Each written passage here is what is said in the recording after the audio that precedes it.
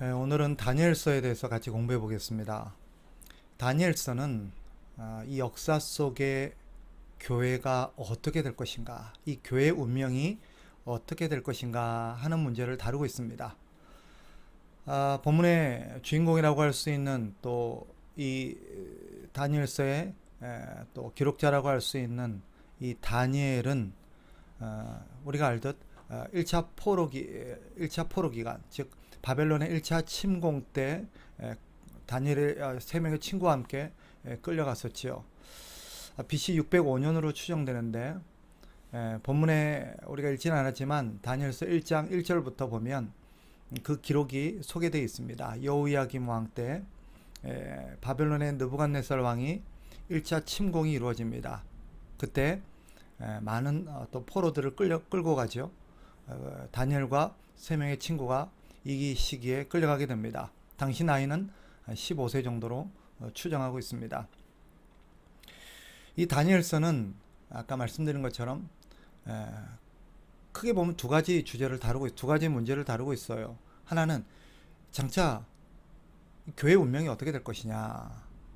또 하나는 좀 더 크게 이 역사는 장차 이 세상의 역사가 어떻게 될 것인가 하는 부분을 이 다니엘서가 다루고 있습니다. 따라서 이 다니엘서를 통해서 우리는 한 가지 중요한 부분을 배울 수 있는데 하나는 뭐냐? 그게 이 땅의 교회인 우리는 이 세상을 어떻게 살아내야 될 것인가? 또 어떤 태도와 어떤 생각으로 이 세상을 살아가야 될 것인가 하는 부분을 다룹니다. 이 다니엘서의 핵심 인물이라고 할 수 있는 다니엘과 세 명의 친구는 사실 그 시대 교회를 상징합니다. 이 바벨론은 세상을 상징하죠. 그 세상 속에 아주 작은 돛담배와 같은 작은 공동체와 같은 이 교회는 너무나도 약해 보이고 너무나도 무기력해 보입니다. 너무나도 위태로워 보이죠. 과연 교회가 살아남을 수 있을 것인가 하는 그런 염려마저 드는 그런 일촉즉발의 위기 상황에 놓여 있는 교회, 사실 오늘날 교회 모습과 흡사합니다. 그래서 이 다니엘서는 오늘 우리 시대에 주는 메시지가 또 남다르다고 할 수 있죠. 특별히 지금 우리도 여러 가지 위기 상황에 놓여 있습니다. 다시 다루겠습니다만은 이런 위기 상황에 놓여 있는 교회가 우리가 이 세상을 어떤 시각으로 바라봐야 되고 교회는 이 세상 속에서 어떤 태도로 살아가야 될 것인가 하는 부분을 우리에게 주는 그런 교훈을 주는 책이 다니엘서다라고 볼 수 있죠. 이 다니엘서 전체 12장은 바벨론 포로로 끌려가서 그 땅에서 70년간 살아가는 그 시대 상황을 다루고 있습니다. 바벨론에 의해서 초토화된 그런 유다 또 예루살렘, 그들은 바벨론의 포로로 끌려가서 그 땅에서 70년을 살게 됩니다. 그 70년이 될 거라는 것은 예레미야의 예언을 통해서 우리가 알게 되어지죠. 그리고 다니엘은 그 예레미야의 그 예언을 읽으면서 비로소 그 사실을 깨닫게 됩니다. 이 70년 동안 살게 된 이 바벨론의 어떤 문화적 상황들, 역사적 상황들을 우리가 좀 살펴볼 필요가 있습니다. 바벨론의 포로로 끌려갔던 이스라엘 백성들, 남유다의 백성들은 그 70년 동안 어떻게 살았을까? 또 그들이 직면했던 상황들은 어떤 상황들이고 그들은 거기서 어떤 어려움들을 겪었는가 하는 것이 이 다니엘서에 잘 드러나 있습니다. 우리가 역사적으로 알고 있던 바벨론은 상대적으로 아수르와 다르게 관용 정책을 폈어요. 이 아수르는 어떻게 보면 좀 과격하게 여기면 민족 말살 정책을 펴서 한 민족을 완전히 흩어버리고 섞어버리고 그 민족이 존속할 수 없도록 만들어버렸죠. 그런데 이 바벨론은 상대적으로 관용 정책을 펴서 그 나라의 어떤 종교나 어떤 민족들을 인정했습니다. 그럼에도 불구하고 여러 가지 어려움이 있었죠. 이 바벨론의 중요한 이 다니엘서에 통해서 드러나는 중요한 정책 두 가지는 민족 관용 정책과 또 하나는 인재 이방 민족들에 대한 인재 등용 정책입니다. 얼마든지 이방 민족이라 할지라도 인재들은 과감하게 등용해서 사용하는 그런 정책을 펴므로써 상대적으로 바벨론은 아주 강대하고 또 이렇게 오랜 기간 통치할 수 있었기도 했죠. 이 기간에 많은 유대인들이 이 바벨론의 포로로 끌려가서 거기서 살면서 거기서 유능한 재원들은 등용되어서 쓰임받기도 합니다. 대표적인 인물들이 다니엘과 세 명의 친구들, 그 외 여러 소년들이 거기에 소개되고 있죠. 또 거기에 끌려간 유대인들은 바벨론의 교육과 문화와 언어들을 배우게 되었고 실제로 많은 사람들이 거기에 동화되었습니다. 그래서 70년을 살게 되면서 대다수의 사람들은 거기에 정착하면서 그 땅의 문화와 그 땅의 여러 가지 교육, 언어들을 습득하면서 그렇게 바벨론화 되어진 것도 사실입니다. 그러나 그 중에 일부는 다니엘과 같이 또 그 중에 일부들은 비록 그 땅의 교육과 문화와 언어들을 사용하긴 했지만 거기에 동화되기보다는 자신의 고유의 그런 유대 민족의 언어들, 민족의 어떤 정체성, 민족의 종교성 이런 어떤 신념들을 굽히지 않았고 언젠가는 돌아가리라. 언젠가는 돌아가서 다시 고국에서 하나님의 나라를 다시 이루겠노라는 그런 믿음을 가지고 살아간 사람도 있었습니다. 그러나 대부분의 사람들은 거기서 정착하고 말았죠. 여기서 우리가 다니엘과 세 명의 친구에게서 보듯 이 바벨론이 그들에게 강조하고 요구했던 정책 중에 하나가 이름을 바꾸는 것입니다. 계명을 하게 하는 거죠. 왜 그들에게 이름을 자꾸 바꾸도록 종용했느냐? 그들의 의식을 바꾸기 위함입니다. 과거 우리가 일제강점기 때 창씨 계명이라는 것을 일본이 강행했죠. 그래서 한국의 이름을 바꾸게 하는 것입니다. 일본식으로. 그래야만 일본의 어떤 지배 아래에 있었던 공무원이나 관직이나 여러 가지 어떤 것들 혜택을 볼 수 있도록 만들었죠. 이유는 분명합니다. 그 종속된 그런 한국의 민족성을 말살하여서 일본화시키기 위한 것이었습니다. 정체부터 너는 이제부터 일본 사람이다 라고 하면서 한국인으로서의 어떤 정체성들을 사라지게 하기 위한 일환이었죠. 바벨론 역시 마찬가지입니다. 그래서 다니엘과 세 명의 친구도 그 이름을 강요받게 되죠. 삶의 방식도 바뀝니다. 유대에 있을 때는 유대 땅에 있을 때는 농사 중심의 문화였죠. 그러나 바벨론에 끌려가게 되면서 농사에서 이제 상업 중심으로 바뀌게 됩니다. 오늘날 유대인들의 이 상업 중심적인 문화는 이때부터 시작되어집니다. 그리고 이때의 경험을 토대로 유대인들은 세계 최고의 그런 어떤 경제 강국으로서 전 세계의 상권과 어떤 돈줄을 거머쥐게 되는 그런 존재들로 부각되게 되죠. 그리고 그들은 두 개의 언어를 사용하게 됩니다. 모국어는 히브리였죠. 그러나 바벨론에 살면서 바벨론의 언어인 아람어를 배우게 되고 그들은 두 개의 공용어를 사용하면서 살아갑니다. 예배 형태도 바뀝니다. 과거 그들이 예루살렘에 살 때는 성정 중심, 제사 중심의 신앙 문화였죠. 그러나 바벨론 포로로 끌려오면서 더 이상 제사를 드릴 수 없게 되면서 그들의 문화가 이제는 제사 중심, 어떤 성전 중심에서 회당 중심, 예배 중심으로 바뀝니다. 예를 들면 거기서 양을 잡아서 제사를 드리고 그 피를 바르고 했던 그런 제사 문화에서 회당 문화로 바뀌면서 그들의 찬송과 기도와 말씀, 성경 봉독 뭐 이런 중심으로 바뀌게 되죠. 이것이 오늘날 예배의 형태로 바뀌게 되는 하나의 계기가 됩니다. 그럼에도 불구하고 이스라엘 민족들은 자신들만의 어떤 신앙을 지키기 위해서 여러 가지 문화와 여러 가지 자신만의 전통들을 고수하고 발전시키게 되는데 대표적인 세 가지가 바로 음식을 가려 먹는 거. 두 번째가 할례. 세 번째가 회당 중심의 예배입니다. 말씀 중심이죠, 사실은. 성경 중심의 어떤 예배 문화를 그들이 발전시키면서 여기에 아주 강하게 매달리게 됩니다.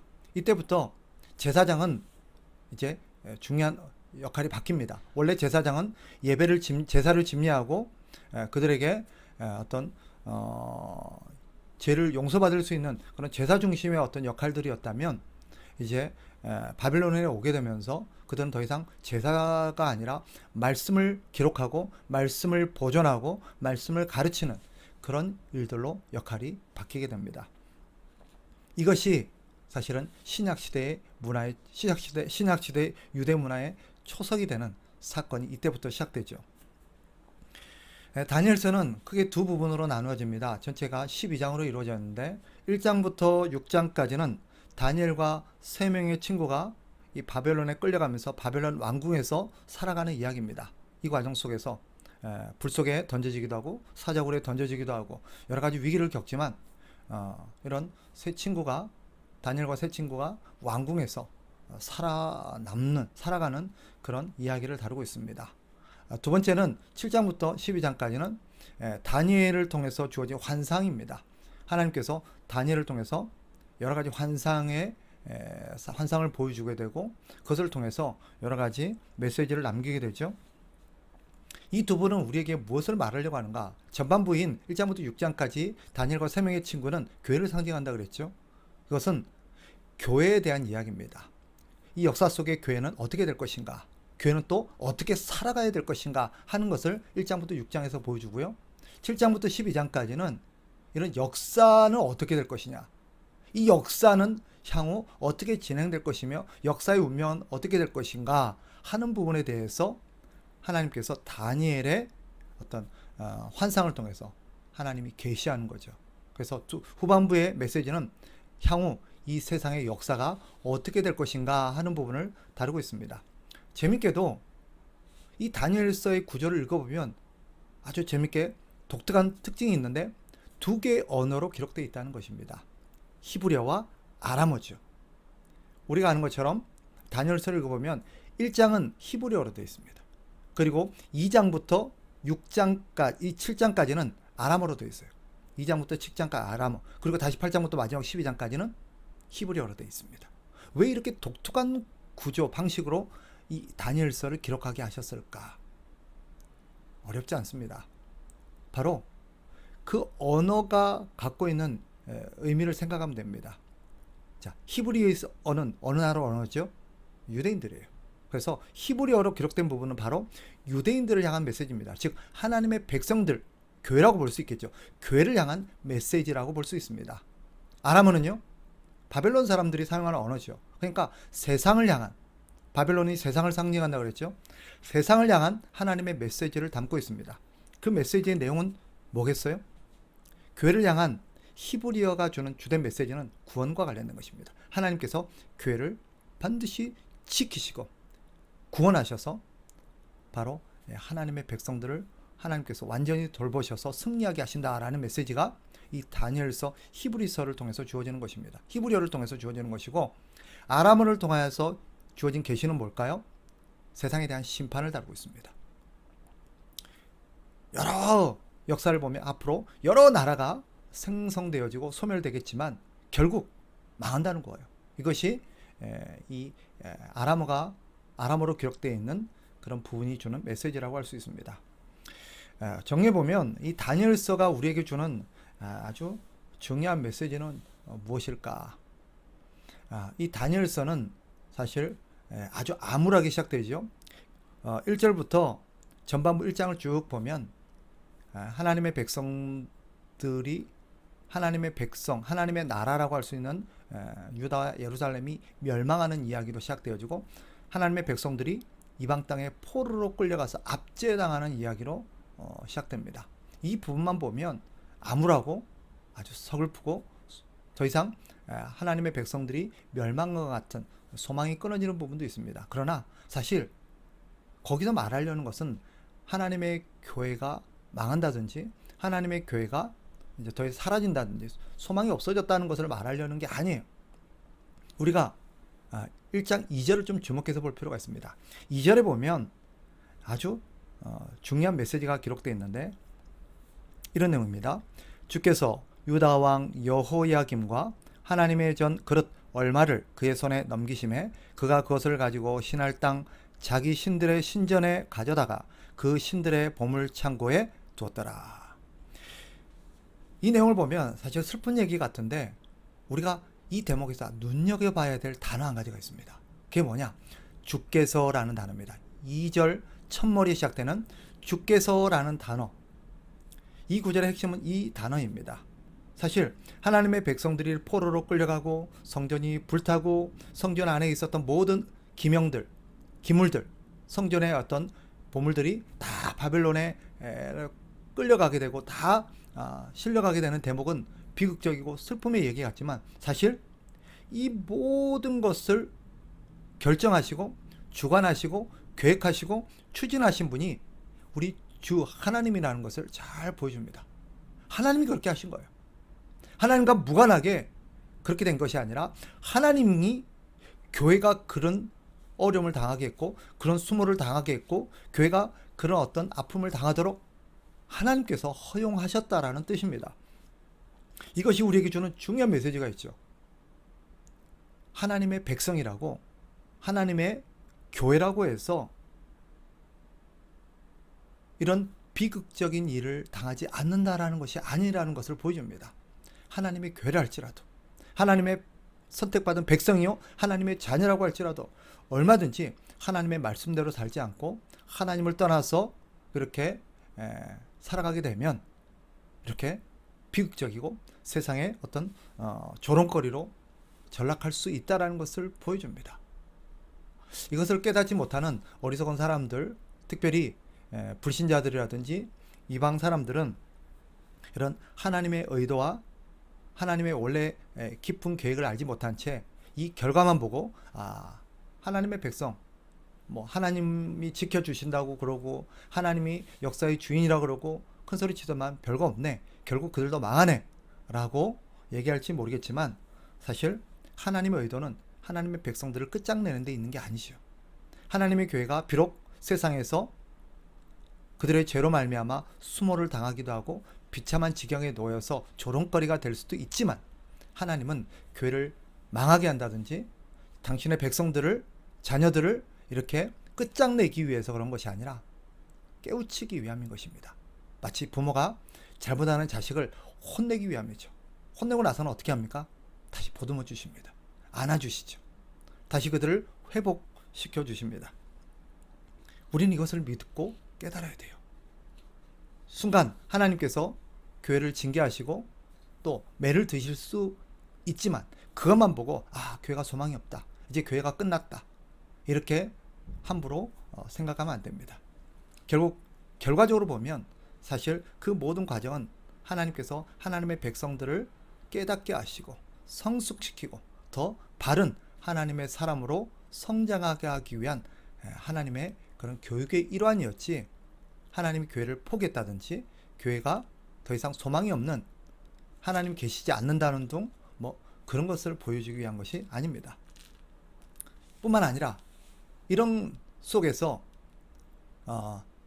다니엘과 세 명의 친구를 통해서 하나님이 그려내시듯 이런 상황 속에서 교회가 어떻게 반응하고 끝까지 그럼에도 불구하고 하나님을 신뢰하고 하나님을 믿고 끝까지 믿음을 지켜낼 수 있는가 하는 것을 하나님은 테스트하기 위함도 있습니다. 그래서 우리는 이 다니엘서를 통해서 특별히 세상 속에서 어려움을 당하고 수모를 당하고 또 세상 속에서 아주 나약하지만 그래서 심지어는 더 이상 살아남을 수 없을 것 같지만 그러나 그 속에서 이 모든 것을 주관하시는 분이 하나님이라는 것을 우리는 가슴에 새겨야 합니다. 그리고 하나님이 우리에게 왜 이런 상황을 허락하셨는지를 되돌아볼 수 있는 그런 통찰이 필요합니다. 다니엘서는 바로 거기에 대한 대답이죠. 첫째는 뭐라고요? 하나님께서 이 다니엘서를 통해서 하나님의 백성이라 할지라도 하나님의 뜻대로 살지 않고 말씀대로 살지 않으면 이런 세상에 수모를 당할 수 있고 조롱거리가 될 수 있다라는 것을 우리에게 보여줍니다. 그러니 괴로워 하더라도 정신 차려야죠. 오늘날 우리 시대 속에 오늘 우리 세대의 교회에게 주는 하나님의 준엄한 메시지가 아닐까. 어쩌면 우리가 직면하고 있는 이런 상황들이 이 다니엘이 살았던 그 시대와 흡사하지 않는가 하는 조심스러운 생각을 가져봅니다. 오늘날 교회가 이렇게 이 지경까지 되어서 세상에 오히려 조롱거리가 되고 수목거리가 된 것은 사실은 하나님과 무관한 게 아니라 하나님의 징계의 일환일 수 있다라는, 교회에게 정신차리라고 말하는 하나님의 준엄한 메시지일 수 있다라는 것을 생각해야 합니다. 그러나 세상 사람들이 생각하는 것처럼 교회가 망한 게 아닙니다. 교회는 절대 망하지 않습니다. 하나님 교회를 지금 잠시 매를 들고 징계하시는 것 뿐입니다. 그래서 우리는 하나님을 끝까지 신뢰하고, 비록 우리를 이렇게 때리시고 혼내셨으나 우리가 회개하고 하나님께로 돌아갈 때 다시 우리를 안아주시고 싸매주시고 회복시키실 주님을 믿어야 합니다. 그리고 하나님 그 과정 속에서 하나님의 백성들이 끝까지 하나님을 신뢰하는가를 보십니다. 우리에게 그런 믿음을 보여야 될 기회입니다. 상황에 휘둘리지 말고 하나님을 신뢰하는 그런 믿음이 필요합니다. 정리해 보겠습니다. 이 다니엘서는 그래서 우리에게 아주 우리 시대와 관련해서 중요한 메시지를 주는데, 이 다니엘서가 담아내는 중요한 메시지 한 세 가지로 정리해 볼 수 있습니다. 첫째, 이 다니엘서는 교회와 세상이 주는 메시지라고 그랬죠. 특별히 세상을 향해서 주는 메시지의 핵심은 뭐냐? 세상의 권력은 허무한 것이라는 것입니다. 결국 다 지나가는 거예요. 아수르도 영원할 것 같았지만 사라졌고, 바벨론도 사라지고, 뒤에 이제 페르시아의 고레스 왕이 등극합니다마는 그 역시 시간이 흘러가면 사라집니다. 절대적이고 영원할 것 같던 로마도 사라졌습니다. 지금 있는 세상 나라, 아무리 강대한 나라들도 언젠가는 다 사라질 것입니다. 오직 교회만이 영원합니다. 왜? 하나님이 영원하시기 때문에. 하나님을 믿는 자들만이 영원합니다. 그러니 세상의 권력에 편성한다든지 그들의 편에 서려고 하면 안 돼요. 그들을 따르려고 하면 안 됩니다. 이 세상의 모든 권력은 허무한 것입니다. 다 지나가요. 이 정권도 지나가고 다음 정권도 지나갈 것입니다. 영원한 정권, 영원한 나라는 없습니다. 두 번째로 이 다니엘서가 보여주는 것이 무엇입니까? 하나님이 역사의 주관자라는 거예요. 사람을 세우기도 하시고 피하기도 하시고, 나라를 들어서 쓰기도 하시고 피하기도 하시고, 하나님께서 이 모든 것을 주관하십니다. 이 느부갓네살의 꿈을 통해서 하나님께서 주시는 메시지가 그거잖아요. 결국 느부갓네살이 하나님의 그런 주시는 계시의 꿈을 보고 결국 깨닫고 고백하지 않습니까?